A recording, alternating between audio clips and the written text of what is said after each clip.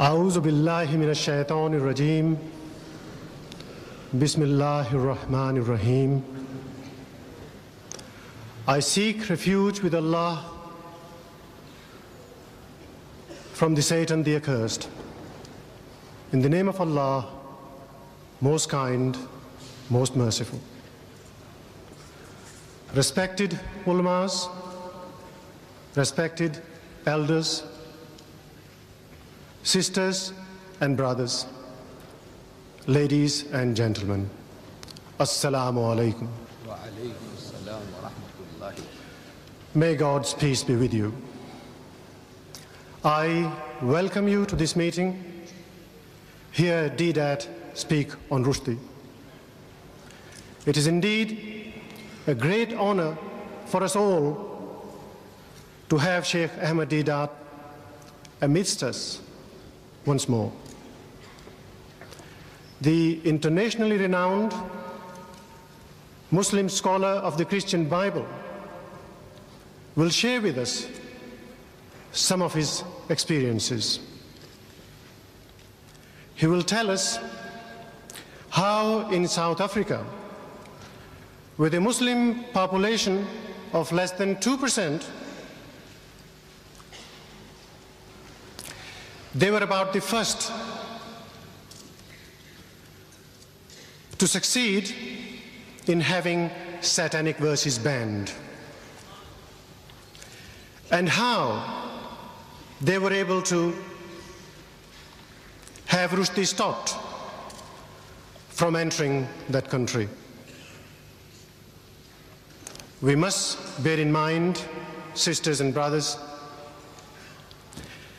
that a British passport holder does not need a visa to enter that country. And South Africa is the country where apartheid is practiced. Ladies and gentlemen, it is also a privilege for me to introduce to you our chairman for today, Brother Sharif Malnik. Brother Malnik, alhamdulillah, embraced Islam some 10 years ago. He is a lawyer holding a Juris Doctor from the US. He is a successful international businessman and presently resides in London. Sisters and brothers, Mr. Sharif Malnik.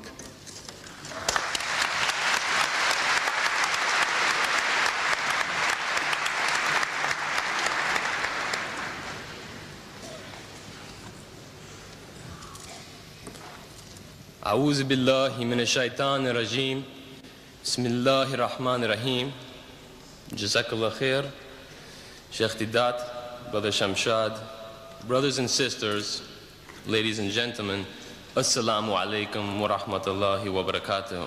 Wa alaykum assalam wa rahmatullahi. Before I introduce the honorable and distinguished speaker, I have been asked to read this to you.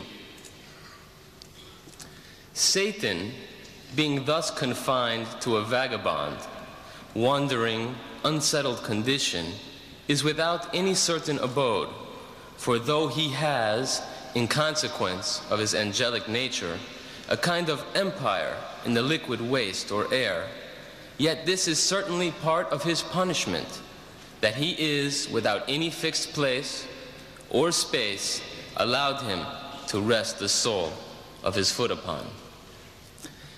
Has anyone here actually read or heard this passage before within the last 12 months? Put up your hands. Could you, with a show of hands, please, has anybody actually heard or read this?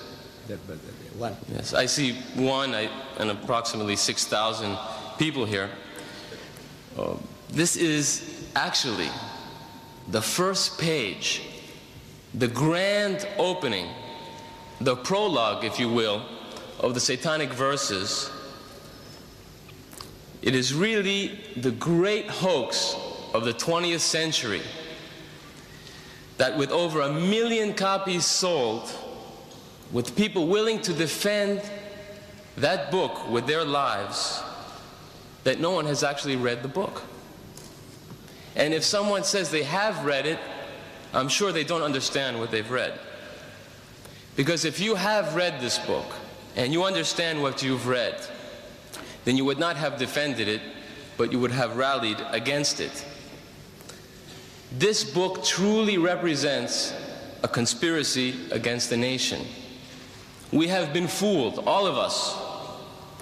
Satanic Salman aptly chose that passage, which I read to you, to describe himself with no abode, punished, and with no place to rest the sole of his foot.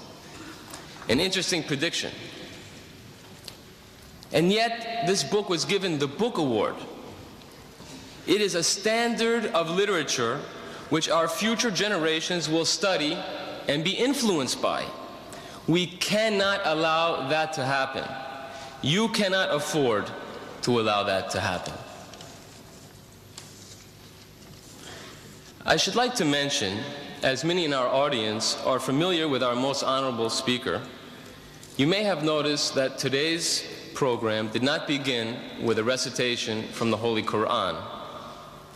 This is most unusual for our prolific speaker, as you are probably aware if you have seen any of the 65 videotapes produced by Sheikh Deedat and his organization, the Islamic Propagation Center International. The Holy Quran will not be recited today because the speaker shall deal with the actual contents of the satanic verses. I say the actual contents because I'm sure that you don't know what this obscene book contains, and you have proved it here today, one hand in 6,000. It is the vulgar nature of the satanic verses which precludes us from reading the Holy Quran to open the program today. But, ladies and gentlemen, somebody has to do the job. Do not despair. Sheikh Ahmed Deedat is here with us today, and he has done the job for us. He is the first person to deal with the contents, the actual contents of the satanic verses, however distasteful this may be. He is not afraid to dirty his hands. For, in order to remove an impurity, one must necessarily dirty one's hands. Let us remember that it is Salman Rushdie and his defenders who have provoked and necessitated this response. I would like to warn the audience that passages from the satanic verses will be read aloud. These passages are offensive to every decent man and woman. Unfortunately, there is no other way to properly deal with this subject. So I would suggest that we have 2 minutes. If there are any persons here who are prudish, or if there are any children here, I would suggest that they take this opportunity to leave the hall. You have been warned also in the advertisements that this is not for prudish men or women. It is necessary to lay out a few ground rules under which we shall operate today. We ask, or rather insist, that you remain calm and orderly. Do not attempt to break the stage security perimeter. At the end of the lecture, members of the audience are invited to ask questions related to the topic. Allow the speaker his uninterrupted time to speak, and then you may participate in the discussion by asking your questions at the appropriate time. I have no doubt that many who are present here today are genuinely seeking truth. Let our behavior today confirm that. It is my great privilege and honor to introduce a world-renowned Muslim scholar of the Christian Bible and comparative religions, director of the Islamic Propagation Center International in Durban, South Africa, the author of dozens of books, a great lecturer and debater who has debated with Jimmy Swaggart, the United States evangelist, Professor Clark, Dr. Robert Douglas of the Zwimmer Institute, and so on and so on. His credentials are too numerous to list here. Ladies and gentlemen, brothers and sisters, respected elders, may I present Sheikh Ahmed Deedat.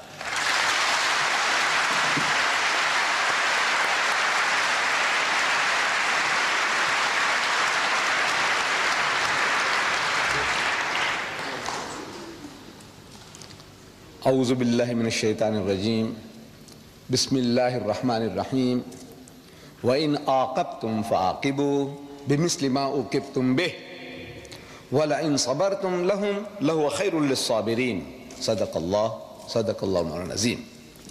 Mr. Chairman and brethren, the subject that has been advertised, as you read it in the paper, was not the original topic of discussion this afternoon. The original topic, as we wanted to advertise, was the subject of this book. Each and every one of you have it. If you have it in that envelope, please take it out. Have a look at it. Everyone is supposed to have this booklet. The cover, it says, How Salman Rushdie fooled the West. That is how we wanted to advertise, in two colors, which we had planned. We sent it over, the negatives, for publication. But the so-called British Free Press, they couldn't stomach it. How Rushdie fooled the West. They won't advertise that. They won't take our paid adverts. Believe me, I'm talking about your great country, which stands for freedom of speech and expression. For who? Not for everybody, for certain selected groups. This innocent advertisement, how Rushdie fooled the West, they couldn't stomach that. So we had to change it for their benefit to say, a challenge to the giants of the British literary world. These giants, the so-called giants, who are standing in support of Rushdie, I have been reading their statements. They said, never mind what he says, we support Rushdie. Never mind what he says. He is a god. He is their god today. Whatever he says, we support him. How can you deal with people like that? We say, come forward. Now I want to educate you. I want you to know what he says, because you haven't really read the book. That is why you talk like that. An amazing thing, I'm telling you now, really speaking, nobody has really read the book, Muslims and non-Muslims. Because I'm meeting your people in this country, journalists, and I'm asking them, they're asking us, I'm asking them, have you read the book? Most of them say no, they're honest. But some of them, they said, yes, we have. So I asked them, what have you read? What have you read? He said, well, it's a very, very difficult book to read. I said, yes. So many people say that. What did you read? I will come to that. I will come to that in time. Now, this book came out in September 88, I take it. And there was a furore among the Muslims of Britain. A dear friend of mine here in London, by the name of Arfaq Malik, an attorney at law, a lawyer, he faxes some pages of this filthy, dirty, satanic work to me for my attention. And naturally, any Muslim, any decent person on reading what those pages contain would be infuriated, and I was infuriated. What to do? We said, this book should be banned. So we made an approach to the director of publications, a censorship board in South Africa, and showed him a few selected pages. And it did the job. It did the job. In a country where we are less than 2%, we have no vote, no voice. One white man can buy the whole lot of us out, lock, stock and barrel. One white man. That's what we are worth. And yet we were able to perform a miracle. We beat most Muslim countries to the draw, except for India was the first. I feel that there'll be hardly anybody who can contradict me, that we were the second nation in the world to have the book banned. South Africa, the land of apartheid, the polecat of the world, did it. How was it done? These selected pages, we take them over to the director and say, sir, have a look at this. The Satanic Verses, page 461. You don't have to worry. This book is an instruction book, is an instruction manual. When you read it, some of the pages and things that you miss out, you'll find them here. This is an instruction manual for you all. He reads, nigger eat white man shit. Nigger. You know who he's talking about? The Africans. He eat white man shit. You know this word shit. It was so difficult for me to use here, in this very hall. There was a debate and I wanted to use this word and I skirted around and around, beating around the bush, and I couldn't come to it. I couldn't say the word shit. But now I have to say shit because I have to quote him. I said, now you know, human dung, you know, cow dung. What the hell? Therefore you were warned. You were warned. This is, look, please, if you are hypersensitive, don't come. Don't bring your women and children with you. But you have braved yourself to say, now we are prepared to listen. We are in Britain. You know, these words that I'm uttering here, I can't utter in my own country because the book is banned. I can't quote the fellow. In my own country, I can't publish this book. This tape that you will see, in case that you want to purchase this tape, videotape of this meeting, you will be able to purchase it and enjoy it at home if you want to. Put your children one side. Put them to sleep when you see this. But in my country, I can't do anything. I can't touch the tape. I can't touch the book.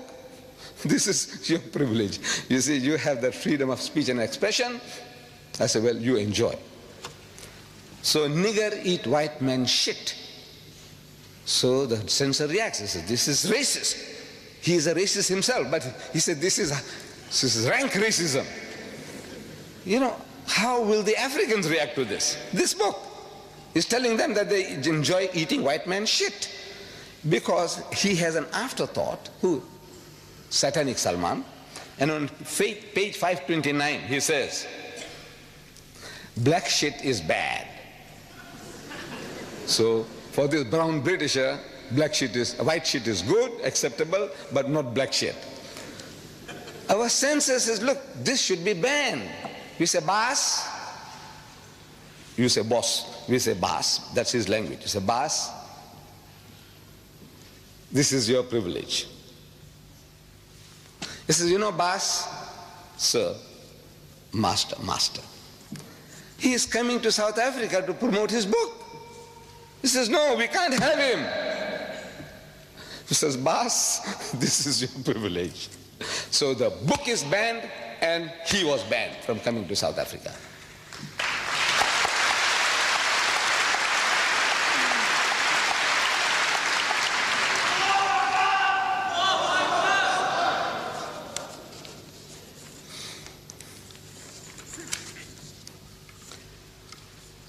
We could have done the same thing here. You see, but we didn't really read the book. It's an amazing thing. Nobody really reads it. You see, we get worked up emotionally. This is human nature. Something that hurts us, we have no time to think. If I was here with you during those days, I would have joined you. In your marches, in your crying, in book burning, I would have been one with you. But you see, I'm at a distance. And from a distance, you see more things than what you are now directly involved. You are in it. You are under pressure, under attack. You are barbarians. You remind them of Hitler. Hitler burned books, so you might also create a Nazi party here and, you know, overtake the country. All these fears, they well up, and now you have to battle with this.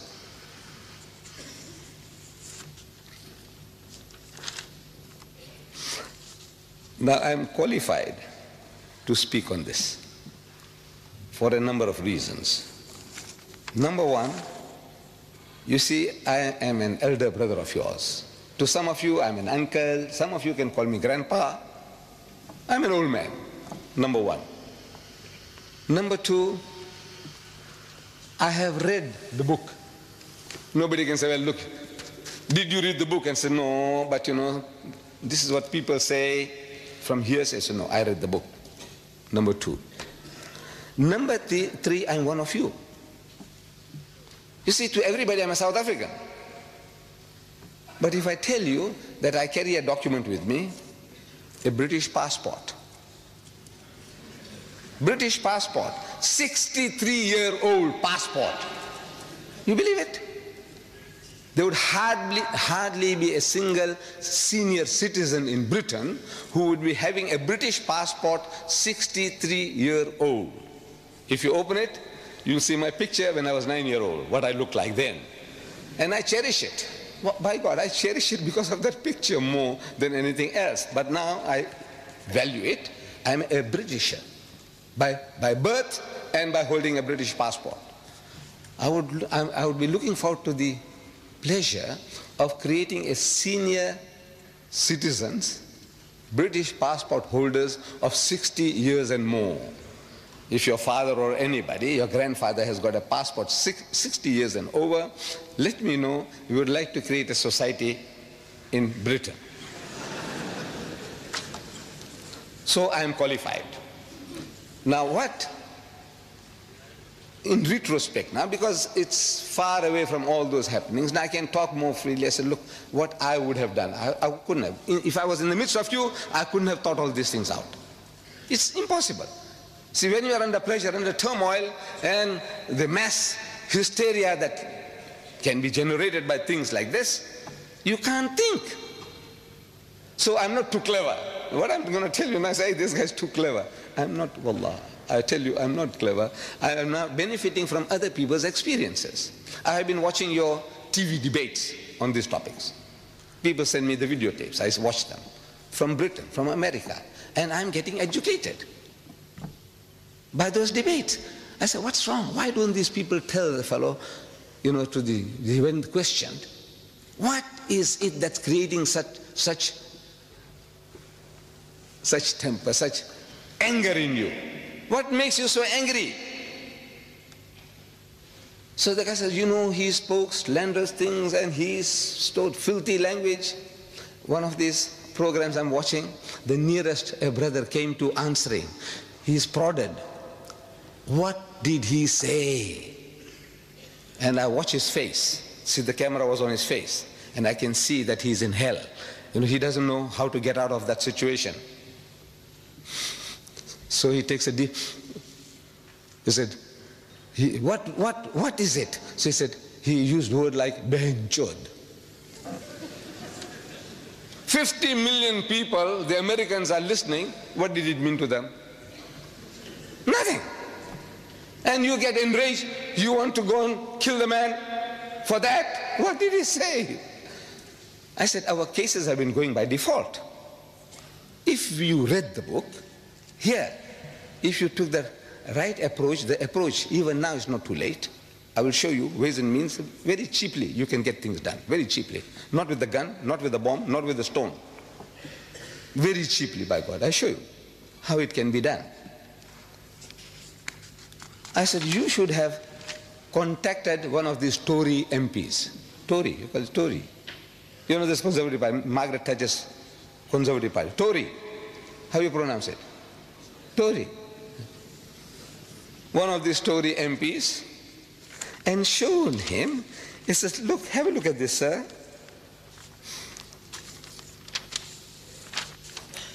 Our Iron Lady, our Prime Minister, this fellow Rushdie, show him the page, open the page 269. He calls our Maggie torture. Torture, not Thatcher, torture. One sentence, one word sentence, torture, full stop. Then he calls her Maggie the bitch. You know that? He is calling our Prime Minister Maggie the bitch, and he got away with it. Then on page 80 of his book, he says the I don't know how I'm going to say that. Page 80, he says the sister, F-U-C-K-I-N-G, British. You see, he's thinking in Gujarati or Hindi. He's born in Bombay. He wants to use the word that our representative use on the TV, Behin Chod. No, he's thinking in that language and he translates it, but not at that stage. When he uses that word, no translation. Sister fucking British. This is what he's telling them. You fuck your own sisters. British, whether you are Pakistani British or English British or Sikh British or Jamaican British, you fuck your own sisters. You take that? You take that? I said, tell this to the MP. Look at this, sir. And this guy on page 169, I'll come to it later in detail, he has sex with the Queen. He even cohabits with the Queen. I will come to that. I tell you, immediately the book would have been banned.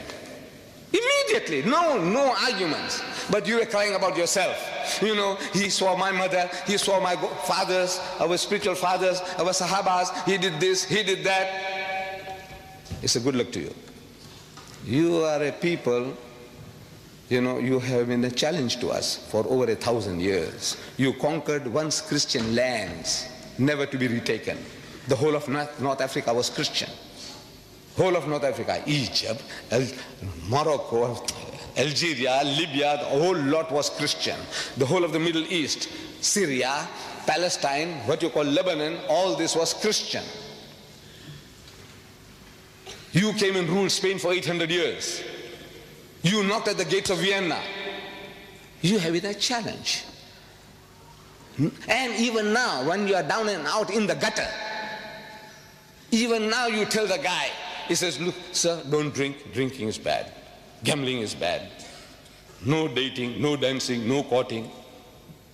Don't eat the pig. Don't you? Wala taqulu salasa. Don't say Trinity. Look, you are a thorn in his side. Now for a change, your own child, one of your own, he's put a pineapple up your backside. See how it feels now? He's getting sadistic pleasures. He's getting pleasures in our pain. You cry, you wail, you burn books, you march, he's happy. He's getting a subtle revenge on you through your own. The way was to turn the tables. Bas, I don't know how you address them. I don't know how you address them here.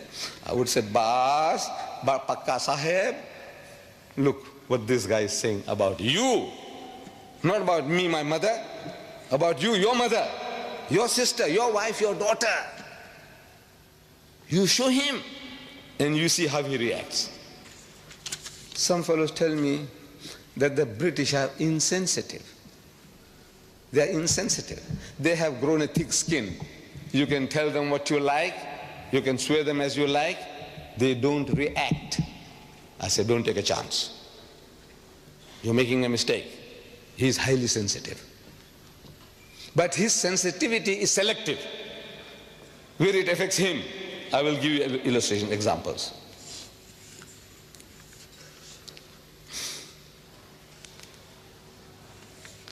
Right.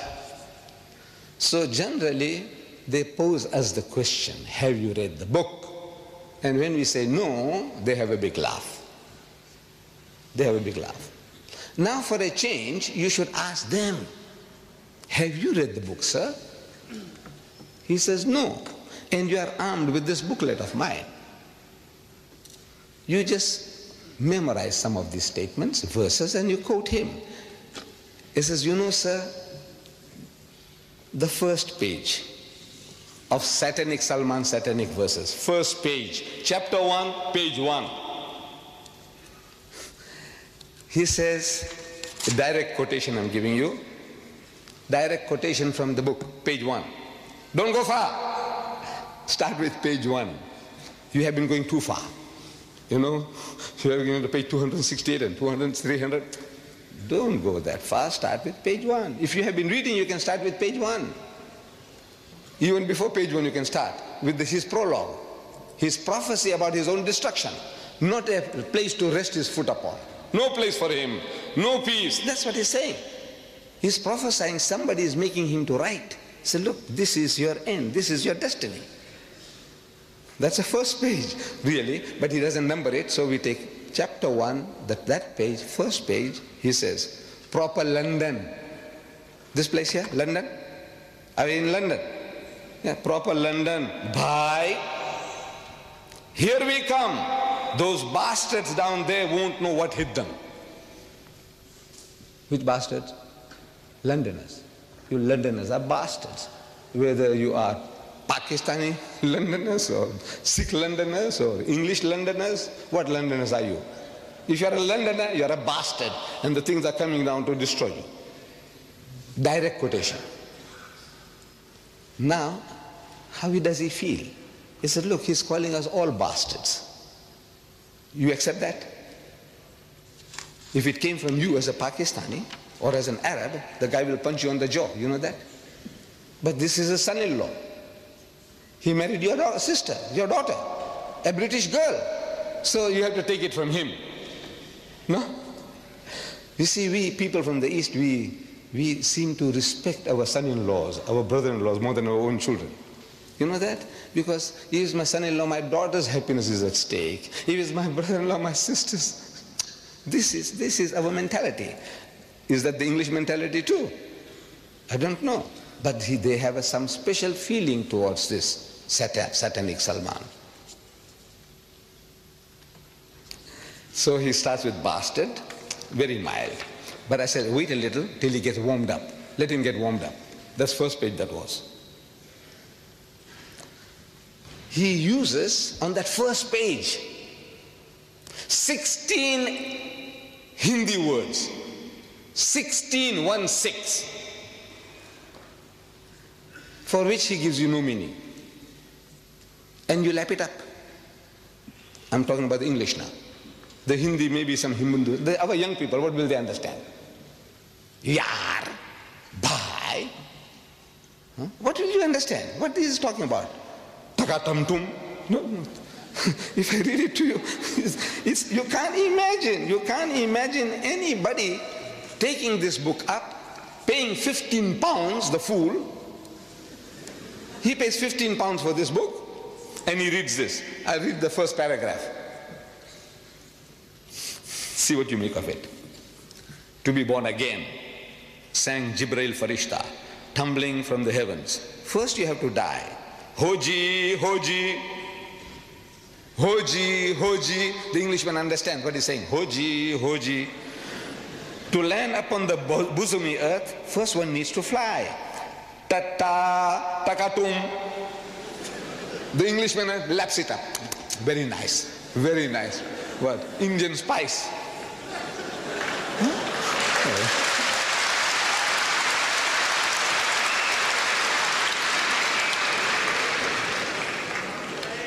Still the paragraph is not finished. How to ever smile again? At first you won't cry. How to win the darling's love? Mister, without a sigh. Baba, if you want to get born again, just before dawn, one's winter's morning, New Year's Day, or thereabouts, 2 real, full-grown, living men fell from a great height, 29,002 feet, towards the English Channel, without benefit of parachutes or wings, out of a clear sky. And this is a masterpiece of the English language. Yes, for which he gets a Booker Award. He gets a Booker Award for that. And it carries on 16 words. And by the time I finish, I said, you know, this guy here, he spattered the whole book, over 100 different exotic Indian words. And the choices of the language from the gutters of Bombay, or the sewers, you know, sewer pipes from the sewers of Bombay, page 80. He says, hijras, chutias, shits. The Englishman, I want to know what is he lapping up. He's telling the guy, hijras, chutias, shits. Yeah, do you understand shits? So he senses the other thing must be also something. But what does he know what he's reading? And these poor fools, The French will translate that into French with Hijras Chutia Shits, and the German will Hijras Chutia Shits. And our Jewish brother and cousins in Palestine, in Israel, in Hebrew they will write in Hebrew, and they'll write Hijras Chutia Shits. Shits, of course, they'll have the word for it. What are they doing? This guy has made a monkey out of everybody. Look, he's a mighty genius. He's our own. We produced him. But the British cultivated him. They are his godfathers, protectors. You know, I can't even translate this. I can translate, I know the meaning. Bulk of you think you know the meaning. You really don't know the meaning of what he's saying. Very few, very rare. What he's getting away with. We should ask the Penguin publishers, sir, do you know what he's saying? You haven't translated, he hasn't given you a glossary at the end of the book to tell you this word means that, this, nothing. He doesn't do that. He doesn't do that.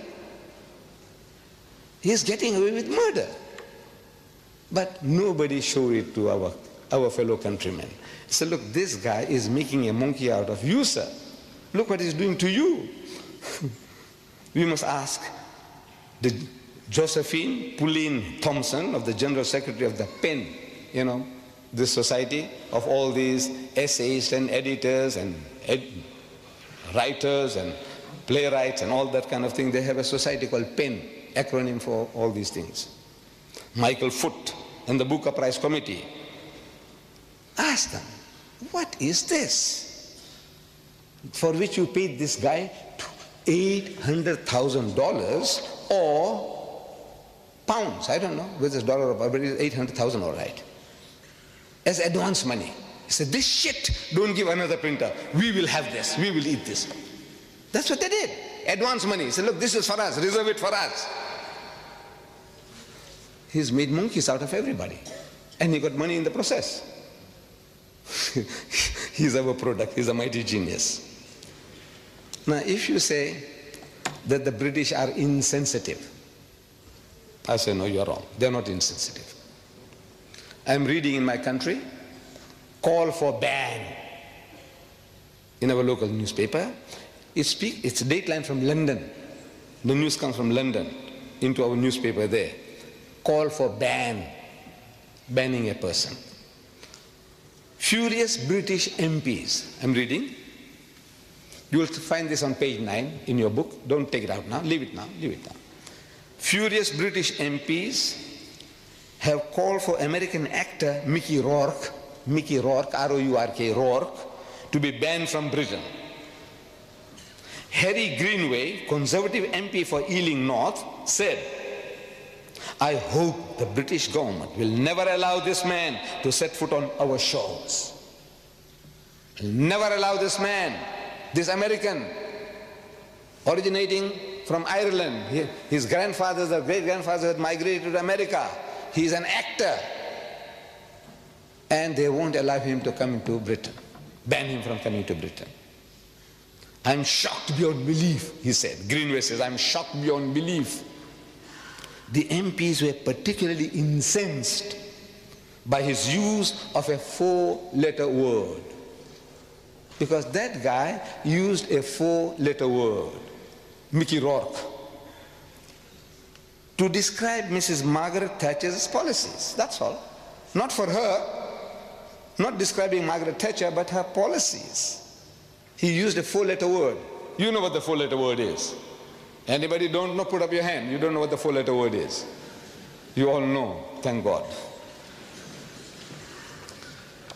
For a 4-letter word, they're so incensed, they won't allow him to land in Britain. But Rushdie does one better than that. He uses the same 4-letter word,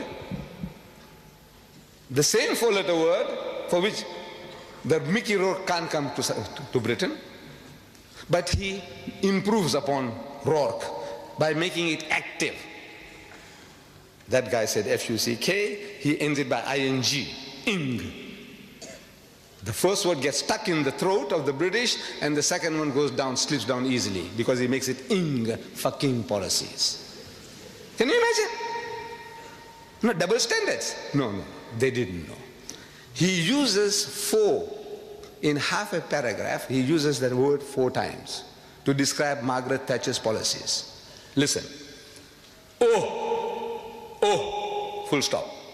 That's a sentence. Master of speech. No, it is. Look, the shorter the sentence, look, they tell us, in language writing, if you can, full stop. That's a masterpiece. It is. If you know about writing, you'll agree. He says, no, that's a master. Full stop. She's radical, all right. Talking about Margaret Thatcher. She's radical, all right. What she can fucking achieve is literally ... I'm only quoting direct quotation. Direct quotation. I'm not going to add any words of my own. Because I told you in my book here, it's unexpurgated. I don't interfere, I don't improve, I don't try to add or delete or soften, nothing. These quotations are unexpurgated as they are in his book. You can check it up. And if you find that I'm pulling a fast one on you, every mistake you take out, £100 for you. He said, no, he didn't say that. He didn't say that. £100 at a time. Find out. Any typographical error will be accepted. But a misquotation, £100 for you, for every mistake you find. Check it up with his satanic verses. Is literally ... from fucking Surrey and Hampshire ... Nobody has ever tried to replace a whole fucking class before ... No, when I say ... it's there in the book ... 3 dots. ... This country, your Britain, that's stuffed full of fucking old corpses. Page 270. 4 fuckings in half a paragraph. And the British accept it. You know why? Because they don't know. You didn't educate them. You didn't show it to them. This is what I want you to do. This little booklet. Any guy who talks to you says, "Boss, sir, come and have a cup of tea with me. Look, sir, what does he say? How does he speak?" About us, about our people. And you say he's got the freedom of speech and expression, unlimited, absolute. Is it absolute? He can swear anybody's mother. He can swear you. Ask him, is it right? Ask him. Ask them. But they don't know. By God, they don't know. These authors, these so-called giants of British literature, they don't know. They haven't read the book. He uses that word 52 times in this book. 52 times. F-U-C-K-I-N-G, 52 times. Open page 11 now, that book of mine. Open page 11. Page 11. You must have the book with you. We made it that every seat that one would take will have a book there. Page 11. You have a look there. Every letter of the alphabet. 52 times he's used that filthy, dirty word. 52 times. One for each week of the year. He didn't miss that. One for every week if you take it up. Kalma padho uska. One for every week. 52 weeks in a year. One for every week. Starting with A, and the A. And the A, you see it there. Fucking A. Full stop. Page 245. And carries on. Allies. Americans. Argentina. And the B. Beatles. Bedpan. And the C. And the C. Class. And again. Creep. Clowns. Commandos. You got the pages there. Look, check it up. If one statement is false, £100 for you. You can mint money without costing you anything. Next page, page 12. You see under diff, and the F, and the D. What a thing, what a... You want me to go through it? You want me to go through with this? Huh? And he wins a Booker Award. He gets $800,000 advance money for this. Literary masterpiece. No, you read it. What can I say? I'm forced to say it's fucked up the English language. The bastard.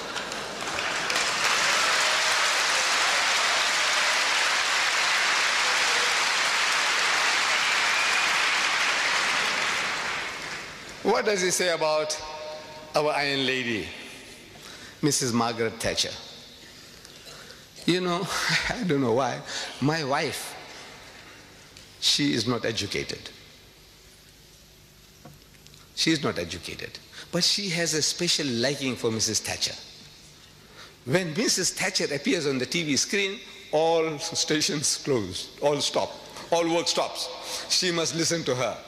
You know, maybe it's her militancy, her forcefulness, the clarity of her expressions. She is very clear. She loves Mrs. Thatcher. My daughter, she loves Mrs. Thatcher. They don't understand her policies.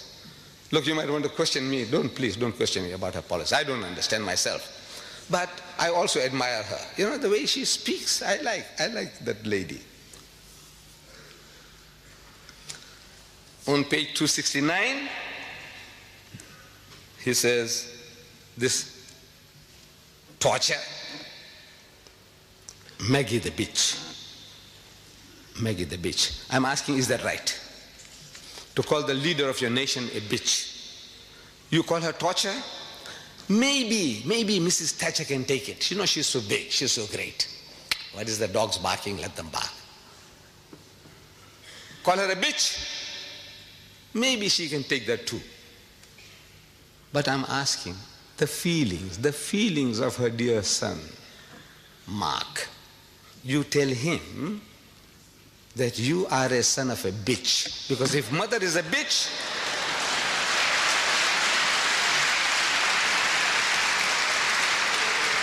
so no, I'm not saying it. Rushdie says that you are a son of a bitch. By God, I tell you, he'll punch you on the jaw, break your jaw. I have seen him on TV. I know what he looks like, a great footballer when he was in South Africa. You say that, look, I'm not saying it, sir. Mark, these are not my words. Rushdie says that you are a son of a bitch and I'll give you one on the jaw. What about the feelings of her darling daughter, Carol? You tell her that Rushdie says your mother is a bitch. How would she react? I ask you. No feelings? You have no feelings. They have no feelings? What are they made of? Stones? No, they're human just like you and us. By God, I tell you, they will react. I didn't hear. Iron Lady, she's Iron Lady. I said she can take it. But now, what does Islam say to that? What does Islam say? Allah tells us in the Holy Quran, do not defame nor be sarcastic to each other. وَلَا تَنَابَذُوا بِالْأَلْقَابِ. Nor call each other by offensive nicknames. This is our teaching. Don't call people by offensive nicknames. Iron Lady, maybe it's an honor. You say, look, she's tough and strong. She can do more than a dozen men's job. She's great. She takes it as a compliment. Torture, is that a compliment? We know it's not. He's distorting Thatcher to torture. Allah says in the Holy Quran, where? In Surah Hujurat. Where do you find Hujurat? In the book, in the Quran. How do you find Hujurat? I said, look, if you have this book, you must have it. You live in this country without this book? I don't know what I can tell you. This book here by Abdullah Yusuf Ali, this translation, at the back of it has a very comprehensive index. Somebody gives you a reference, Hujurat, and the H, look for Hujurat. It'll tell you chapter 49. 49 is easy to find because every page is numbered. Every page is numbered. Once you find 49, as an ayah number, verse number 11, easy to find. So you read the وَلَا تَنَابَذُوا بِالْأَلْقَابِ. And do not call people by offensive nicknames. Teaching you. Or another place, under slander. Don't slander. Give you references. Don't backbite. Gives you references. What do you want to know? Anything you want to know, everything here is on your fingertips. And this is your privilege to have this for £5. Almost 2,000 pages for £5. There are fools who are paying £15 for 547 pages. This satanic Salman's satanic verses, 547 pages, thick, these are thick pages, cheap paper. They are out to mint money. The cover is beautiful. The cover, as you see, is very beautiful. It is beautiful. You know, I mean, the coloring, the production is good. But it's only a piece of paper. This is hardcover, solid, gold written. This is paper, but however, it looks very nice. 547 pages of filth, rubbish for 15 pounds. This 2,000 pages, 5 pounds. 2,000. This is Fletcher Bible paper. But most of you, I know you haven't got it. You haven't got this book. You have to arm yourself. They are available outside. We made it easy for you. Don't go start hunting for this book. You won't find it at Foyles. If Foyles had it, they'll charge you 50 pounds. Make it impossible for you to buy. 5 pounds outside here is highly subsidized. Get it. For yourself, for your neighbor, for your employer, as a wedding present, as a birthday present. There's no better gift you can give to your family, friends, and even to your employers, even the non-Muslim. 5 pounds, 5 pounds, 5 pounds. Take them one at a time, 2, 4, 5, 10, take them. Keep them. Maybe you might not be able to repeat the 5 pounds for 2,000 pages. This is 15 pounds for 547 pages. This filth and rubbish. So Allah says, don't defame people. Don't call people by offensive nicknames. What about bitch? Calling a person a bitch?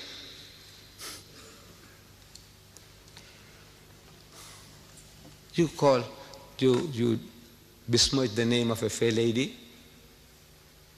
in these terms, that she is a zania, bitch is a zania. Other words, softer words, they call them tat, they call them call girls, call them hookers, whore, harlot. This guy, he calls her a bitch. In the house of Islam, anybody making such an attack upon anybody's personality, he must produce 4 witnesses.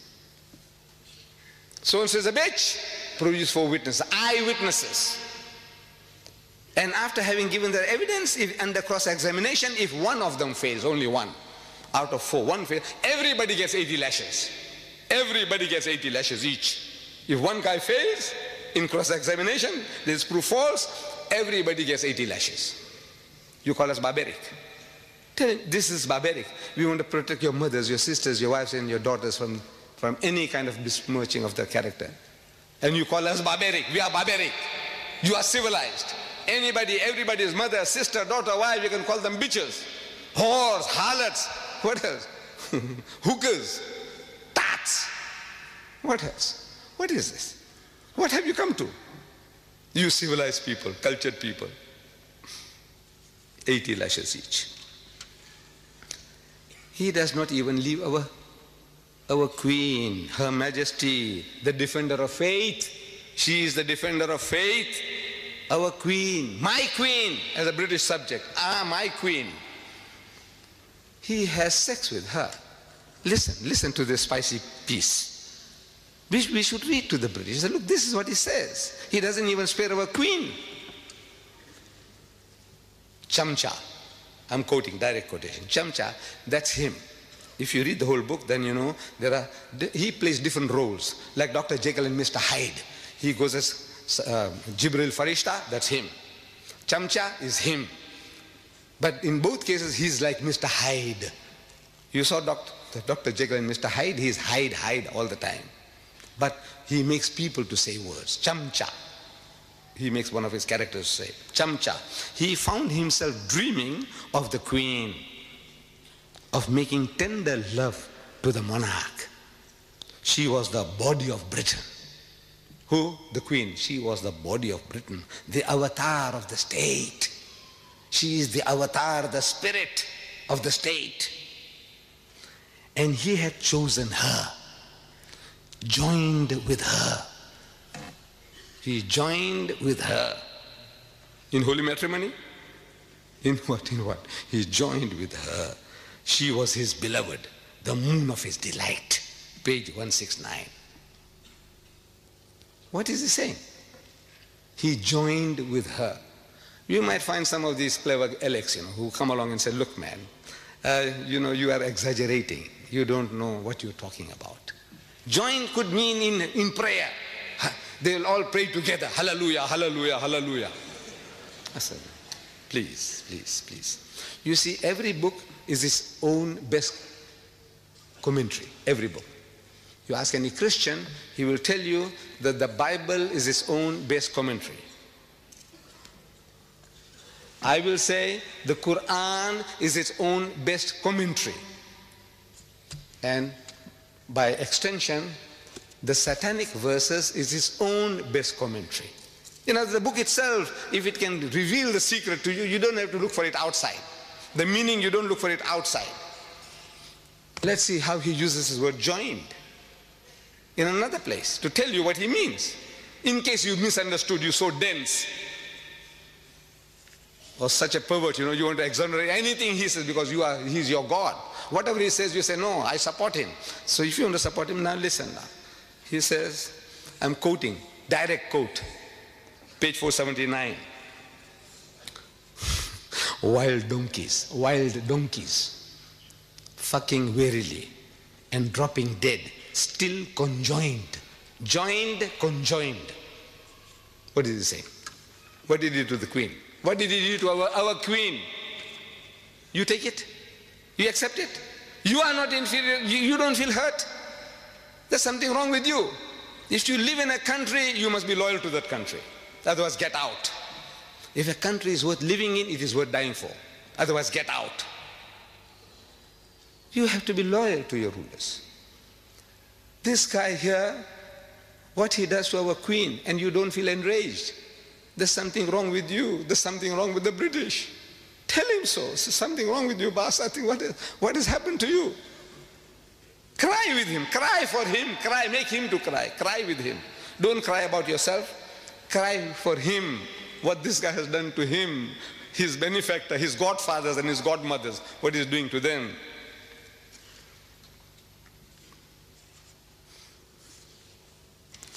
They are now reading this book in public. This is an obsession. Marianne Wiggins, his second wife, American. I had read her statement before she ran away also. She also had enough of this guy. First what he did to, if I have the chance I'll tell you what he says about doing to white women. What he did to first one and he did to the second one. But Marianne Wiggins, she said, if I was free, if I was not his wife, I would have read it all over Britain, place to place. At the present moment, there is a woman called Susan Sontag of this literary guild. She's reading it in public in New York, religiously, daily. She's gathering people, men and women, black and white, young and old. So listen to this new Bible of theirs, the satanic Bible, the satanic verses. She's reading it to them. And there is a young man, an Afro-American. He's listening. He's very attentive. And she's reading from the book. She says, she's reading, I'm quoting, page 261 of the satanic verses. White women, never mind fat, Jewish or non-differential. White women were for fucking and throwing over. This is, I'm reading page 261 of the satanic verses. That she is reading to the public and the boy is listening. White women, no man fat, means, they look like a lump, a bag of potatoes, sexually not very, very desirable. Or Jewish with a poly nose, crooked nose, don't worry. Non-differential, you can't make out the difference whether she's Swiss or German or French or English, what? You can't make out the difference. The only qualification is she must be white. If she's white, they are way for and throwing away. So this young man, he hears, and he's out for mischief with 5 other friends of his. He is going to the Central Park in New York, and he sees a white woman, very athletic. She's doing jogging. She wants to keep herself fit and trim. So they see her and it triggers the fellow off. This is it, man. The Bible says, satanic Salman's satanic verses says, white women, no man, fat, Jewish or non-differential, this is nice and trim, so they go for her like a pack of wolves, and one fellow bashes her on the head and she falls unconscious, and they gang raped her one by one. And when they're caught, they said that the pleasure that they got in the sweat and the blood and the gore, it titillated the taste. You're programming people, can't you see? With filth. This is how you program, create devils, morons. Brainwashing, they're being brainwashed.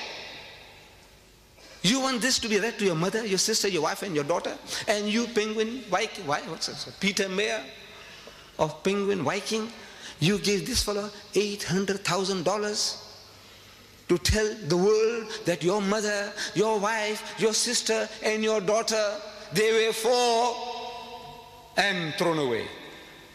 What has happened to you? How did he bewitch you? What has he done to you? How did he do it? Shouldn't you ask him? Shouldn't you ask anybody, how do you do it?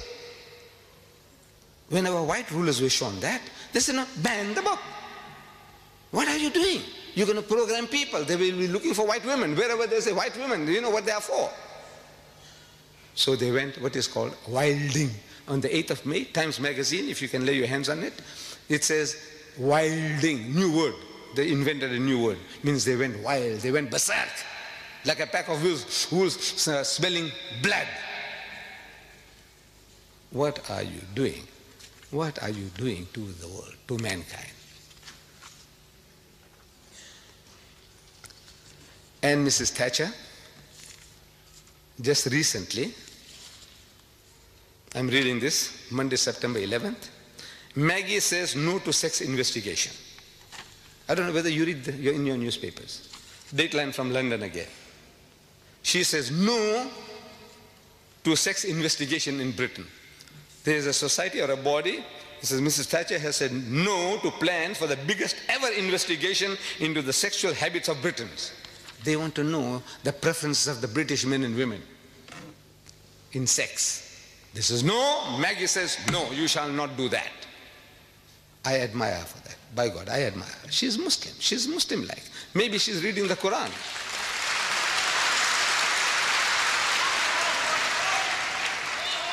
Because Allah tells us in the Quran, evil should not be noised abroad, broadcast, except where injustice has been done. Because once you say things, there are things you can insinuate and you can program people. Like this. Look how easily people can be programmed. British girls are too easy. British girls, I'm reading from Sunday Times, one of the leading newspapers, Sunday newspapers in South Africa, dated July 9th. It says, British girls are too easy. Latin lovers reckon there's no skill in chatting up British girls because it's too easy to get them into bed. The Italian stallions in the holiday resort of Rimini hold a Playboy of the Year contest, earning points for each girl they make love to. They have a contest. Prim, Catholic Italian girls merit 10 points. If you get a prim Catholic Italian girl, if you get her into bed, 10 points for a bonk. One bonk, you get 10 points. French girls, if you can bed a French girl, you get 6 points. And if you bed a German Fraulein, you get 5 points. But British tourists are worth just 1 point.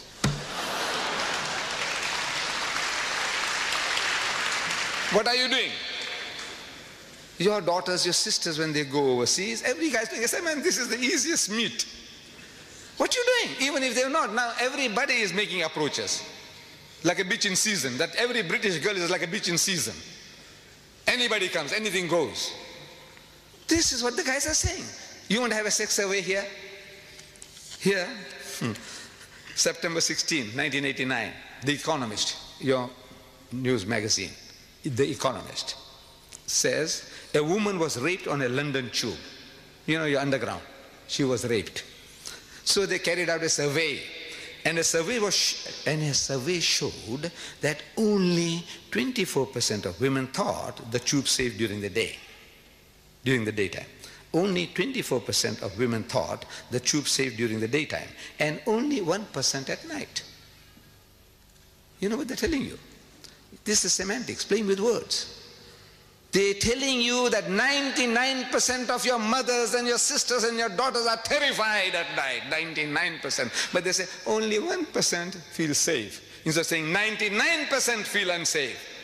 The masters of language, this is how they do it. You want the world to know? You want to take statistics? Dr. Kinsey, the American, he did it. The Life of the American Female. The Life of the American Female by Dr. Kinsey. I read it. I read it.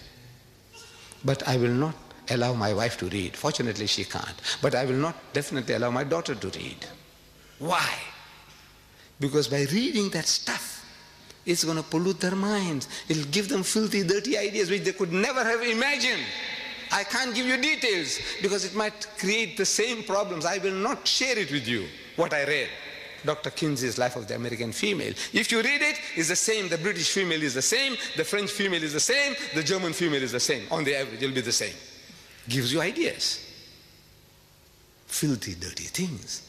Mrs. Margaret Thatcher is wise. She says, no, you shall not do it. I take off my hat to her. By God, she's acting as a Muslim. This is Islam. These things you don't do.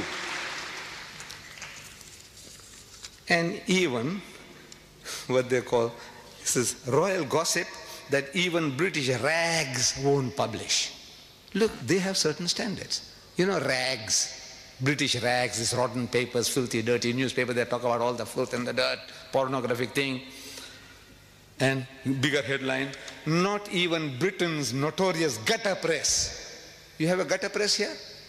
Even notorious gutter press dares to print the story Yanks have read, the Americans have been reading. What? Mum's the word about Zara's dad. Mum's the word, keep quiet. Don't utter anything about who is the father of Zara. Who is Zara? She is the daughter of Princess Anne. Now they're insinuating that she is the bastard child of Peter Cross, who was her bodyguard. 8 years ago, he committed adultery with her, and he got this child, which was given out to the world as the child of Peter Phillips. But she was not. She is a bastard child by Peter Cross. The picture is given. The princess is there.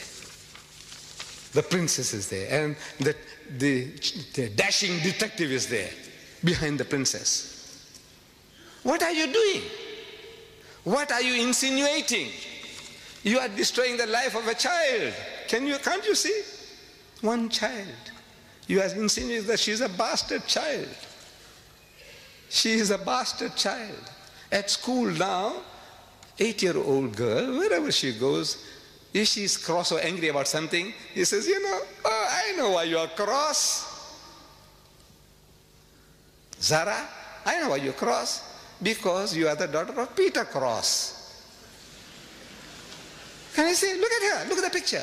Maybe she was sullen or in a moody, this thing. Here, they give you a picture where she's sullen, she's moody. He said, you see, she's cross because she's the child of Peter Cross. And this starts where it started in Britain. One of your leading newspaper men here, the doyen of British newspapers, of the Daily Mail, columnist, Nigel Dempster. He goes to America and he makes these insinuations. He says Mr. Dempster was offering his expert opinion on the recently announced separation of Annie from her Mark Phillips, her husband, the undisputed father of Annie's son, Peter, age 11. Undisputed. He's got it blood tested. Can you imagine? He says now he's undisputed. How do you know he's undisputed? But now he's undisputed. He's giving the guarantee that the 11-year-old boy is undisputed his father's son. Asked by an interviewer to explain the breakup of the marriage, Mr. Dempster said, the problems dated back to the birth of Zara and cited long-standing allegations of an affair at that time between Annie and a dashing detective, Peter Cross, who was then her bodyguard. The newspaper says it's an old trick. Get the story published over here, means in America, first, and then you can write about it at home in England. You say, you know, the Americans say, I'm not saying anything. The American newspaper said that Zara is the bastard child of Peter Cross. Can you do that? In the house of Islam, can you get away with that? By God. But this we want to protect, we want to help you, we want to teach you, but you can't teach, you can't help if you don't know the book yourself. We don't know our own book. We don't know the games that they're playing to be warned. Once you know, you can deal with the matter better. So, we are told, Allah tells in the Quran, Ya ayyuhallazina amanu, say, O you who believe, Ajtanibu kathiran min az-zann. Say, avoid of much of suspicion as possible. Inna ba'da dhanni ithmun, because in most cases suspicion is a sin. Wala tajassasu, and do not spy upon one another. Wala yaghtab ba'dukum ba'da, and do not backbite or slander one another.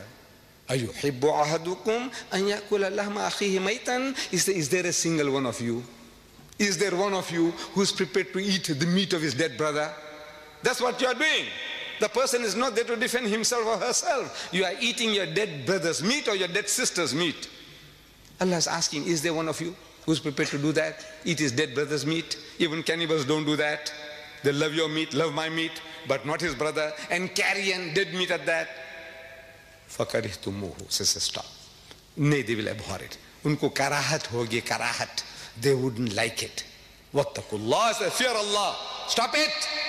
Inna Allah wa tawwabur rahim. Even now, Allah is of forgiving, most merciful. Jo ho gaya to ho gaya. What has happened in the past has happened. Stop it. No more. This is barbaric. This is barbaric teaching. These are satanic verses. The Khabith says these are satanic verses. This is satanic? Is this satanic?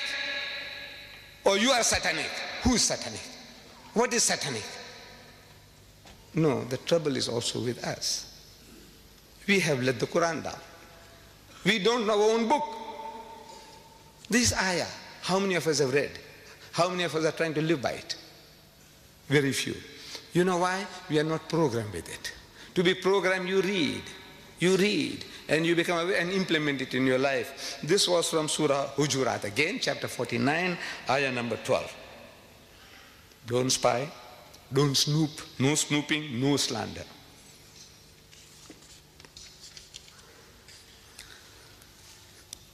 This guy, he spares nobody. He spares nobody. There's some type of sickness. I think there's a special word for it. A man who hates everybody, anybody, everybody. Even himself.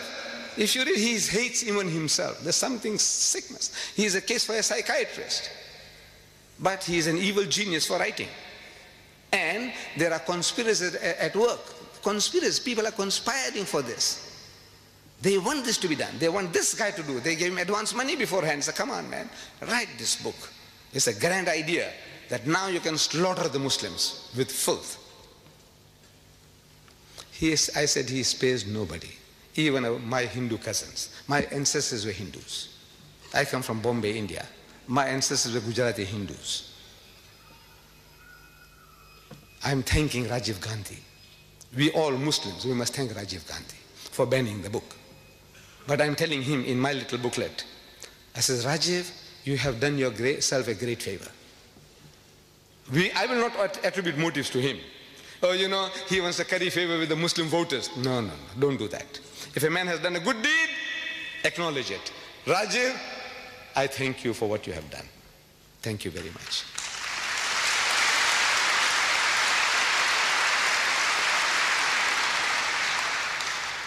But this is the benefit of a good act. If you do something good, the benefits, the rewards are so much greater. You are actually helping yourself. I said you have done yourself a great favor by banning the book. Because in that book, maybe he didn't know, maybe the Hindus don't know, that he hasn't spared the gods of the Hindus. He hasn't spared the gods. On page 539, he says, a direct quote I'm giving you now. Here was a lecherous drunken Rama.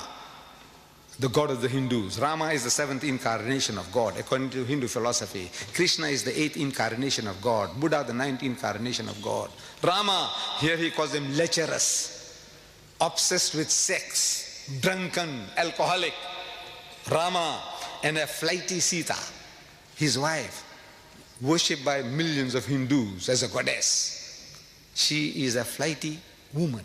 Flighty doesn't mean flying away from sexual approaches. Flighty means one who is easily excited, easily aroused sexually, like a bitch in season, randy.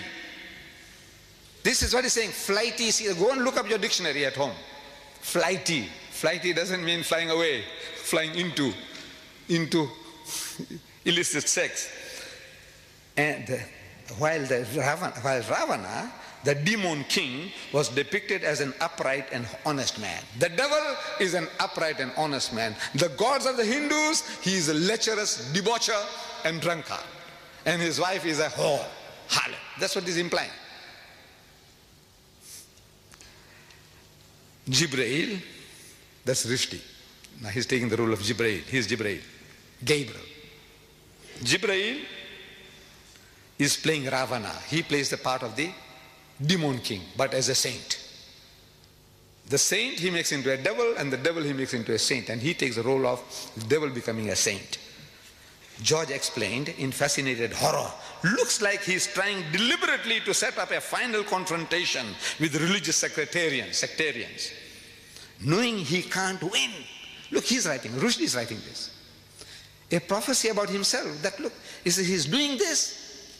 He's trying to create a play within a play, a dream within a dream, so he can get away with this. I was only dreaming.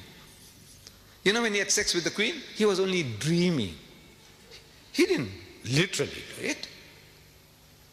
That's how these perverts will say, look, he was only dreaming.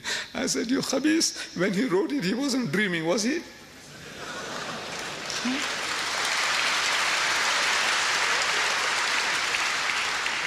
So it's a dream within a dream. So he said, look, it was a dream. This guy dreamt and that other one dreamt. Let other dreams.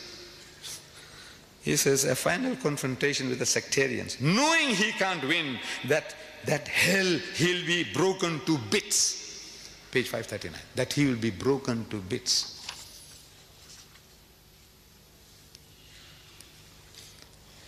My dear brothers and sisters, the problems generated by this Salman satanic verses in his notorious book are too vast for any one person to handle. Please let me conclude that if such are the priests, these are the priests, the prophets of these atheist and agnostic people, these are their gods. If such are the priests like Rushdie and his fellow travelers, with a Bible like the satanic verses, God bless the congregation. And if such is the congregation, then God bless our queen. God save the queen.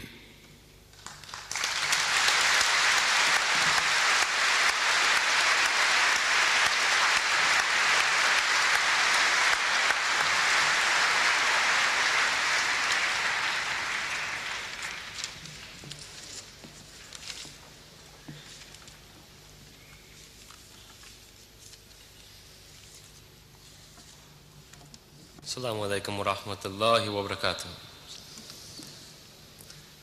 We're most grateful to Sheikh Ahmed Deedat for presenting his views and analysis of the satanic verses. Jazakallah khair. It has been truly enlightening. How Rushdie fooled the West. How true. Weren't we all fooled? We shall begin the question and answer segment of this program shortly. At this time, I would like to invite those members of the audience who would like to ask a question to Sheikh Deedat on the topic to form an orderly queue behind the microphone, which has been specially provided for your use. If we could come down the right aisle to form the queue, and then after you have finished your question and the question has been answered, if you could leave through the center aisle.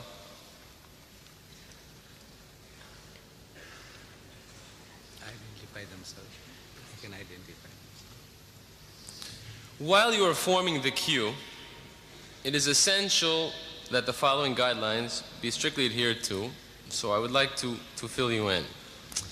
This will avoid the chairman having to interrupt the questioner. This is a question time, not an opportunity for you to make a speech.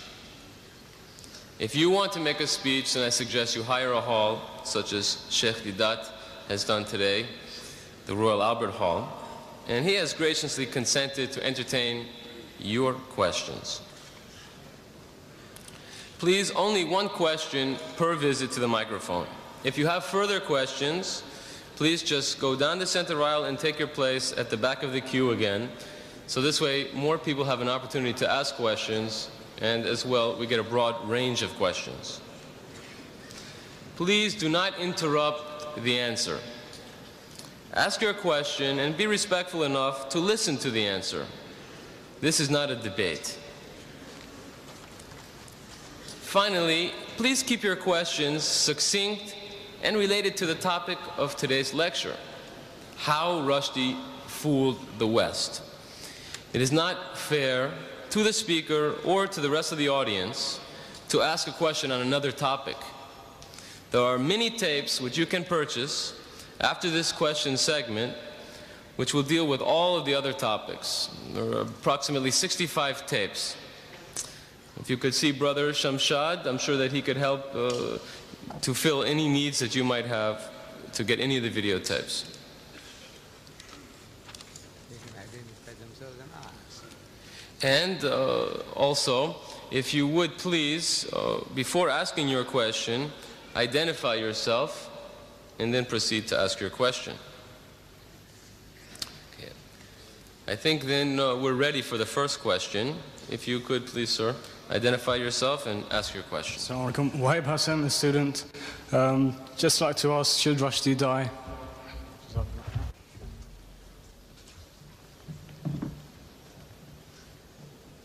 My son, are you British?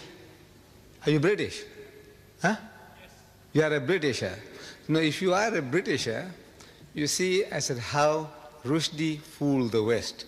You are one of those. And if he did to your queen, if he did to your ruler, Mrs. Thatcher, what Rushdie did, I want to know from you, what would you do?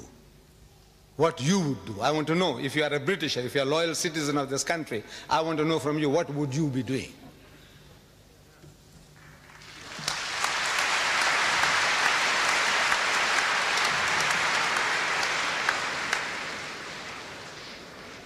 Incidentally, the topic of should Rushdie die really is a separate topic, and there is a video cassette. It's Should Rushdie Die, the Islamic Verdict, which also is available outside. The next questioner, please.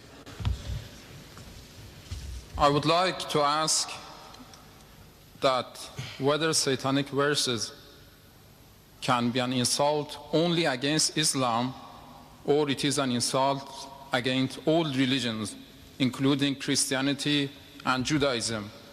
And if yes, is it not a good idea to ask the leading figures among Christians and Jews to express their views, whether they agree with the content of this book or not?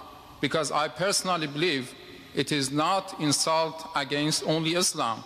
It is insult against all religions, including Christianity, Judaism, and Hindu religion. And the second thing I wanted to ask, because I or other people here might have the wrong impression that you are a supporter of any political figure, could you also clarify that point? Yes. Could you repeat the second part of your question, please?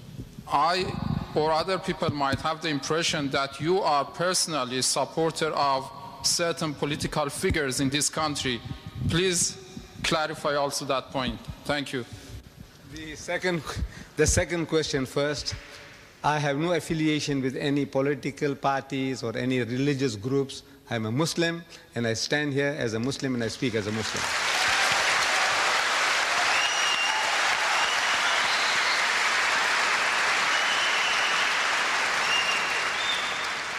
With regards to the first question, you see, when I said how he took the West, more specifically tonight, the British, for a ride. Now the British, you can't say the British are only Christians. My Muslim brothers say they are British. The Jews in this country say they are British. The atheists say they are British. So I said, look, everybody is involved. You don't have to carry any religious label, affiliation, to specifically address you. He says, now look, you as a Jew, you know, you are being attacked. You as a Christian are being attacked. I said the whole of humanity, or the whites in general, and we Muslims in particular, everybody is attacked. So we don't have to start separating. I said, now where is your stand?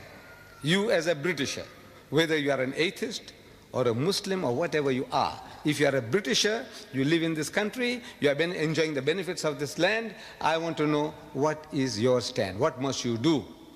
And I told you, I spelled it out for you. The thing we have to do is to educate the people about the book. When he opens his mouth, Rushdie, so come, let us talk. This is what I'm suggesting, that you call the people for a dialogue. Sit down, man, give him a cup of tea, give him your bhajjas and samosas. I don't know whether you understand that. You see, you ask the Pakistani what I'm talking about. You know, I don't know whether you are from Iran or from where, what the bhajjas and samosas, whether you understand. But our bhajjas and samosas will do the trick. Give it to the guy, and talk to him.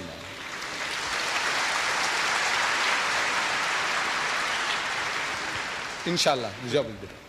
I 100% agree with what you say, and I think it's a very good idea that in rational debate it's pointed out that this book is insult against all the religion, not only Islam. The whole of humanity, the whole of humanity.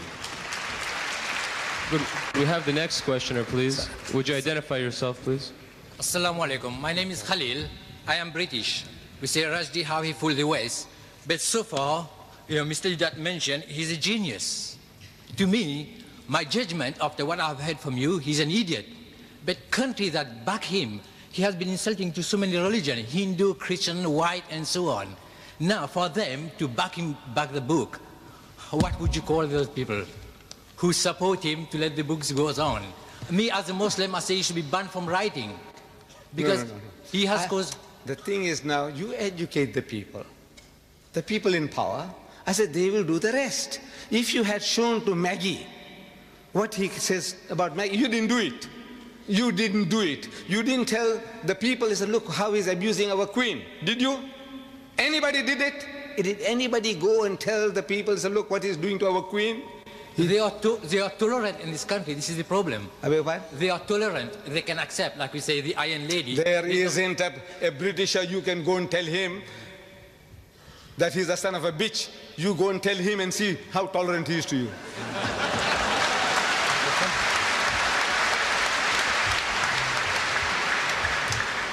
Would you identify yourself, please, and ask your question? Assalamu alaikum. Ladies and gentlemen, brothers and sisters, Sheikh Deedat. Like all Muslims, I'm incensed by what Rushdie has written, and I feel I must protest. According to what you said during your marvellous lecture to the Quran, we cannot nickname people or mimic, is that right? Then how would I feel when I read your book, on the first line, refer to satanic Salman and the picture with the horns and the hat? Is that against Quran or not? Could you please clarify that point with me? Thank you. Thank you. Well, let me say, look what he did to me. See, if I swore you, anybody will justify you swearing back. Am I right? Am I right? Yes. If I swore you, you swear me. You swear me, I swear you. And people will say, well, you just can't have. That guy did it to me. What he did to me, my natural reaction, I'm not perfect, by God, by far from perfect. Could we have quiet, please? Excuse me, you had your chance. If you would like to ask a question, please go to the back of the queue. Would you please be quiet? You had your chance. You asked 3 questions. Now, why don't you line up? Why are you sitting there like a dead duck, you know? Why don't you line up there? You get your turn. You. Line up. Take your turn. Then we know who you are, what you're talking about. See, shouting from there. Now he's discussing strategy. How? Look, my son, I am like anybody else, like you, like anybody else. I am no saint. And I'm not perfect. I'm telling you, this is what Islam teaches. I, you, everybody, you must try to the best of your ability to live by it.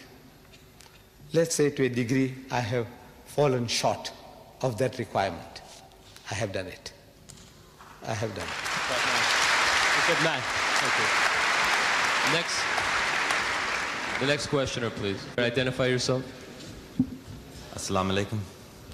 My name is Omar. I'm a Muslim. I need no other identification except the title that Allah in His infinite wisdom, power, and grace has given to me, and that is that I'm a Muslim. I heard much of what you said and I agreed, and I heard much of what you said and I was hurt and disagreed. I was pained for the children that were here and the language. Of course, we live in a world where language such as that is often used. But what pained me the most was when I heard, if I can quote you, and please allow for my inaccuracies. Sometimes I am often mistaken. If you live in a country, you should be willing to die for it. Well, there are many countries in which I'm willing to live, but there's certainly only one cause for which I'm willing to die.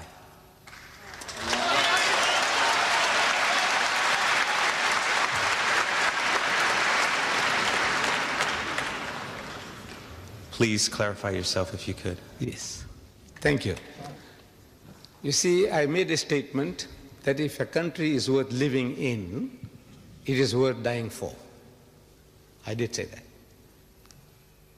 Islam teaches us that if you can't live, you can't practice your religion, you can't do things right, then you make hijrah. Allah tells in the Quran that His earth is vast. You know, for provision, He will provide for you. Make hijrah and go. Go somewhere else. You have no right to remain in a place now. If you are not allowed to practice your faith, your iman, our thing is now, if you are not in a position to practice your deen, you must get out. That is all. So, but if it's worth, I said, if it's worth living in, your country is at war and you sit at home and say, let the people die for you, for your children. I says, no, you must be prepared to defend the country against any outside attack. Right is right, wrong is wrong. But you owe certain loyalties to your country. If you're in Pakistan, you have to defend Pakistan.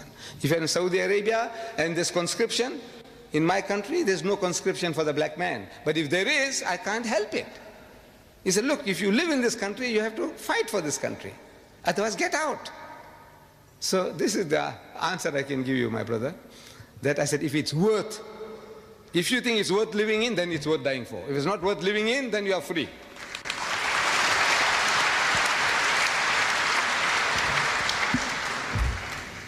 Assalamu alaikum. Brother Sheikh, in bracket Professor Deedat, in your opening speech earlier, you mentioned the course you took in South Africa relating to this satanic Salman. I think I am in full support of what you did, and I am very pleased with the success you got. But will people, say in predominantly Muslim countries, and also Muslims living in this country, follow the same course? Viewing that the book was written here, published here, which means all those actors, the Queen, the head of state, and other leaders who were accused or abused, have read the book, presumably, or some others have read it and translated it to them. They knew it, and yet they allowed it to be published. So if they didn't object to it, we as Muslims living in this country, though I'm not British, but I'm living here, should we not protest to defend our own religion, our own faith, our own belief? May I know what you think about the action of our brothers and sisters in Bradford, who really brought us to light to defend our cause? Thank you. I think you missed the point when I said that if I was here with you when this turmoil was taking place, I would have joined you in your marches, in your crying, in your book burning. I would have been one with you. Did I say that, if you remember? I said that. I would have been one with you.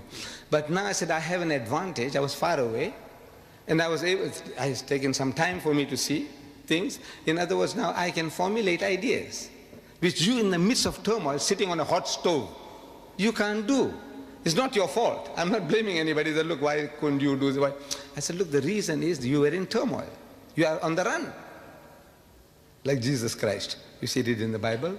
The man is on the move. Every time he opens his mouth, people want to stone him. So he's on the move. It's a different circumstances from another man who is at peace and rest and he's able to deliver a message. So I have that advantage and experience from other people's mistakes. I'm benefiting. I say, look, this man here on the program was questioned. Have you read the book? And our heroes, almost all, they say no. So I said, no, I mustn't fall foul of that. Suppose I go to Britain and I offered 50,000 pounds to BBC TV. BBC TV, I offered them 50,000 pounds to give me 5 minutes on prime time to give them the best of Rushdie. I said, you want to read in public? You had the blasphemous banquet? Give me only 5 minutes and I give you 50,000 pounds. Give me 5 minutes to read to you the best of Rushdie. No reply.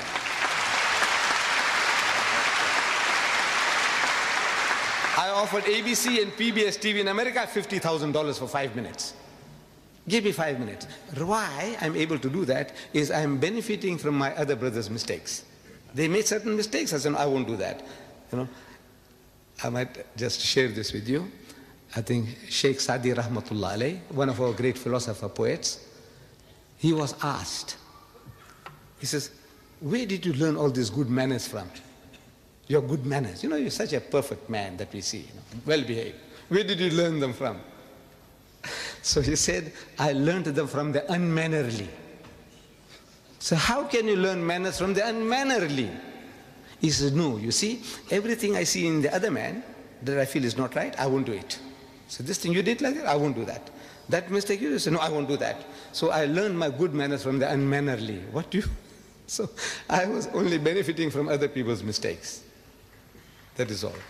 Thank you very much. You are great. Next questioner, please. Could you identify yourself, please? Assalamu alaikum. I have no question, but a request.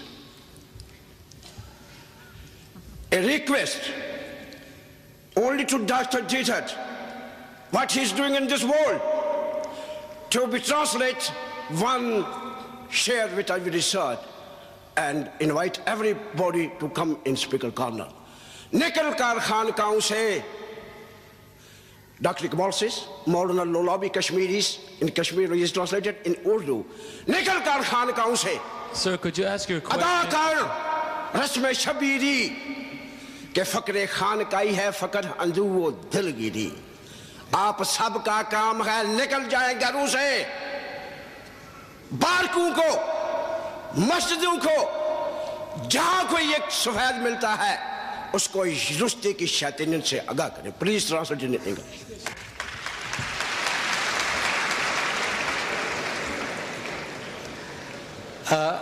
I'm not an Urdu Khan, but so a few words I understood was that instead of remaining in the monkeries and in your cloisters, you know, saying tasbih and sitting down doing nothing, so get out and do some work. That is what is in essence. That's the message. Assalamu alaikum rahmatullahi wa barakatuh. Brothers and sisters, Sheikh Ahmed. It's all right us saying, right, to stop Salman Rushdie for what he's done to the brothers and sisters. But don't you think he's done the damage already to us? Don't you think what he's done already is very bad already? So don't you think that if we did see him, our natural reaction would be to do something to him? Wouldn't you think so? For what he's done to us? You are a Britisher? Yeah. Right. Your feelings are my feelings. Yeah. Can we have the next questioner, please? Would you identify yourself, please, sir? Assalamu alaikum wa barakatuh. After all the things that that Salman Rushdie did, said, and would he be allowed back into Islam? Would he be allowed to accept Islam again? You see, accepting Islam, this is in the hands of God, whether Allah accepts. If you commit murder, rape, whatever, you commit a crime. Now, if you make istighfar, repentance, sincerely to Allah, Allah can forgive you. But in the house of Islam, the Sharia takes its course. Allah can forgive, but the Sharia won't forgive. You committed a murder, deliberate murder, you deserve to die, life for life. But in the hereafter, your recompense is there. Allah says, all right, okay, you sincerely repented, I forgive you. That's his prerogative. But the Sharia has no right. The Sharia won't allow you to forgive if you do a crime.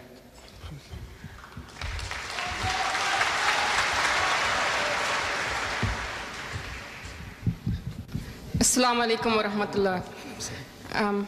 My name is Sayyida Kirmani, and I'm a British Muslim. And this question is to you, Brother Deedat. You mentioned in your course of speech the Islamic punishment for adulterers and slanderers, but you haven't mentioned the punishment which says in the Quran for the blasphemy that Rushdie committed. And as a Muslim, and as far as my knowledge goes of the Quran, your approach to Rushdie affair is in contradiction of Holy Quran. My second question is... Now that was a statement. My second question is... That was not a question, that was a statement you made. Do you agree with this? What? Do you agree with my statement? What statement did you make? What did you say? In Quran, the punishment for blasphemy against the Prophet of Allah is quite different. It's either by death or by stoning or cutting arms and legs. And that's what it says in Quran. Yes. Right, I'll answer you, my sister. We were dealing with the subject, how Rushdie fooled the West. Now, this thing I was telling you is so vast that this one person or one time you can't deal with everything. I have dealt with this problem. Now, this will be the third tape. Third tape on the same problem. Should Rushdie die? The Islamic verdict. Should he? There's the question. But now you have to get the tape. Can you tell us? Because we're all here. No. This is another lecture. You want me to deliver another lecture? Not just say No, wait. We started here at 2:30. It's 4:30 now. This will take another 2 hours. You want me to expound to you for 2 hours? Look, you can't just make statements. You have to get this tape. I'm only asking you if you agree with the Quranic punishment or you don't. I agree what the Quran says, and here we deal with it in total, 2 hours. So you agree with the Quranic punishment? How, as a Muslim, how can you disagree? That's all I want. I think that...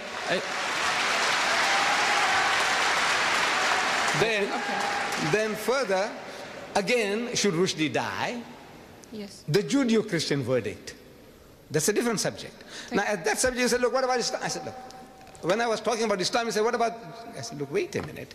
You see, there are people who can make 100 different statements in 15 minutes. Unfortunately, I can't do that. You see, if I touch something, I have to explain to you the whole situation. So, the Islamic verdict, the Judeo-Christian verdict, and now you will see in the future how he fooled the West. And now each and every one is separate, independent, but is doing a certain job. I think that excuse me, sister, I think that Sheikh Deedat has been very patient in answering a question that is not related to the topic. And brothers and sisters, ladies and gentlemen, I would like to ask you to please remain and contain your questions to the topic. It is unfair to ask a question on another topic which will require perhaps a couple hours of explanation. Could we have the next question, please? Assalamu alaikum. My name is Tabassum Ahmed, and I'm a Muslim Pakistani. I want to ask you, is the fatwa passed by Ayatollah Khomeini, is that justified from an Islamic point of view? I don't think you understand English, my child. Look, we have been talking about how Rushdie fooled the West. Where does Khomeini fit in? The topic. Look, if you came with the understanding, I don't know whether you understood, a challenge to the giants of the British literary world, can you stomach the best of Rushdie? There was no Khomeini, no Quran, nothing. We're not bringing it. The Quran says this, the Hadith says this, nothing. We are talking about how he fooled the West. And what you can do now is to educate the British what he has done to them. Let them do the job. And they will do it for you.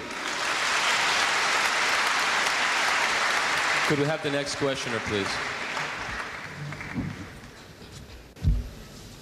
Assalamu alaikum wa rahmatullahi. Would you identify yourself, please? My name is Hajj, and I would like to ask a question to Sheikh Ahmed Deedat. He says that Rushdie has blasphemed all the humankind, all human beings. And even if he didn't spare the Queen, we know, as he says in his book, he has used some words for our Prophet sallallahu alaihi wasallam, and we know that this Prophet is even greater than the Queen, or whoever that is greater than the Queen. The Prophet is greater than you.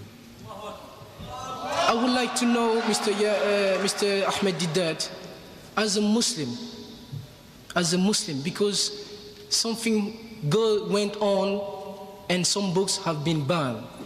I would like to know, as a Muslim, our point of view, what should we carry on actually to do?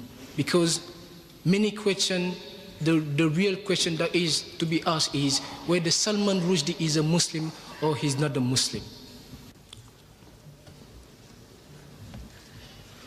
I don't think you're reading the newspapers. Look, Salman Rushdie, he says he is not a religious man. He doesn't follow any religion.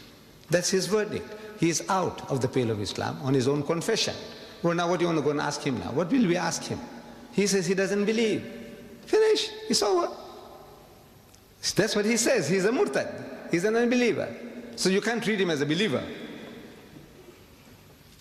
What else proof you want from him now? I don't know. The whole world knows that he says he's not a religious man. He's not a Muslim. He says so. He was born in the house of Islam. You and I can be. But it's possible that you become a murtad. You become a Christian, you become a Buddhist, you become an atheist, and you still have a Muslim name given by your fathers. So that's his case. So where do we go from here now? Thank you very much. Assalam. Ready for the next question, please? Assalamu alaikum. My name is Musa from Nigeria on a visit. I wanted to ask a question which has earlier on been asked. But I have an observation to do as regard the general behavior of the audience. I don't know whether that one will be accepted here. Observation.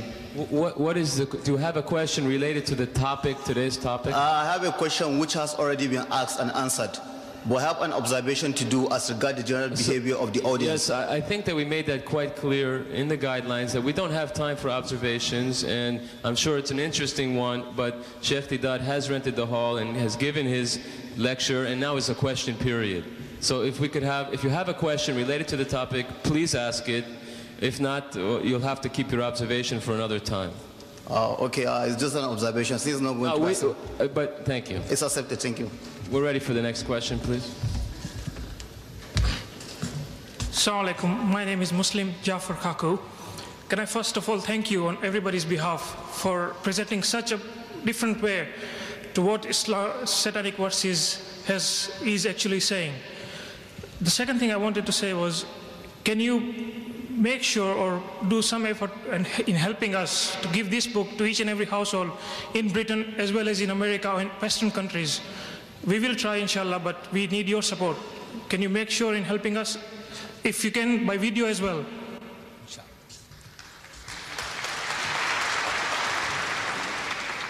We are publishing 100,000 in Britain for free distribution, and another 100,000 in America for free distribution. I would like to see 1 million copies here and 1 million copies there. But now I'm appealing to you that don't kill the goose that lays the golden egg. You see, don't kill us. What you do is, how much does this book cost each? Roughly 15 pence? Right. This costs 15 pence. Buy 10. Buy 100 at 15 pence each, so you don't kill us. And you give them out on your behalf. You know, this is what you ought to do. That way you'll be helping us immensely. Because now I'm interested in publishing the 100,000, it's under print. But then I said, look, I want 1 million. Look, this book should be given out in the streets, in all the cities. Give them out freely. You know, you buy them at cost price. If you can publish them yourself, cheaper, we are giving you an open order inside. We want no royalties from you. We have no copyrights. You publish it, you sell it, you distribute it free. No restrictions whatsoever. So if you want to do that, you can have that privilege as well. You can print it yourself. Maybe it'll cost you 10 pence. Yeah. Maybe it'll cost you 5 pence. Go ahead and do it. But help us that way. Spread the book. Inshallah, we'll help you. But if you can start a fund or something just to publicize this book and the videos, I'm sure you'll get a lot of response from people who want to donate to this cause. No, we don't want donation. You just buy it yourself. If you have got no time, buy 100 copies only. Okay. For how many? 15 pounds. Thanks very much. Or something like that. Thank you.